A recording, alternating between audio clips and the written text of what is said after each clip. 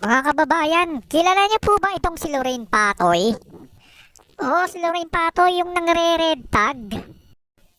Nilaglag po yung kanilang kalikaw ng bituka na si Pastor Manyakol. Dahil sa ginawa niyang 30 million ang patong sa ulo ni Kibuloy. Makikita niyo po sa video ni Mima na sinakote na ng Interpol si Pastor Manyakol Kibuloy. Panoorin po natin ang video ni Mima Alicia. Ito ha, yan o.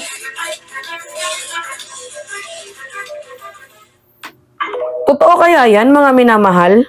O, kayo mag-analyze ha.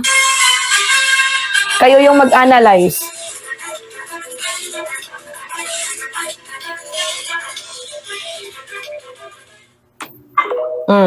Gaano kaya ka totoo yung ano na yan? Angkor ng kanilang social media kasi wala naman silang TV at radyo, di ba?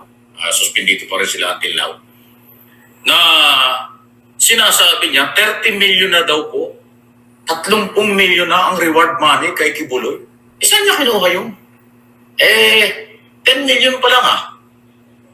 Sabi ko nga sa iyo, Mike Abby, kung nagawa nga nilang mag-fake news doon sa SMNI about sa travel funds ni House Speaker Martin Romualdez, hindi din malabo na gumawa sila ng fake news dito kay kay Kibuloy, lalo pat pera yan, 30 million yan, pwedeng mag-utos itong si Lorraine Badoy na ituro mo si para hati tayo sa pera. Pinagkanuno nila kasi sila yung mga modern hudas ng ng klase ng tao. Diba? Anyway. Ang linaw-linaw na sinabi ng PNP at ng DILG Secretary Abalos, 10 million kay Kibuloy, 1 million per 1 million each doon sa 5 kasamahan niya.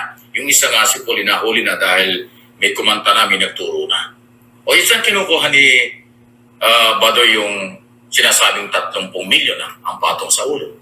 Kaya sabi ko, naku, hindi maganda yun sa kampo ni Kibuloy dahil ultimo yung kanilang anchor, news anchor, o kung ano bang anchor ang tawag dyan sa kay Badoy sa SMNI, ay nagpapalabas ng ganyang report. Lalo mo, alam nyo, habang tumataas ang reward money, mas marami ang magkaka-interest kay Kibuloy. Parang nilulubog nila itong si Kibuloy, no? Tama din naman yung ginawa ni ni Lorraine Badoy na ikanta itong si Kibuloy, pero mali yung ginagawa nila na pamamaraan, yung magpapakalat ng fake news. Kasi against tayo dyan, ayaw natin ng fake news kasi hindi tayo ganun. Diba? Marami magtuturo. Unang-una, fake news yan kasi wala pa naman 30 million. Nananatiling 10 million pa lang.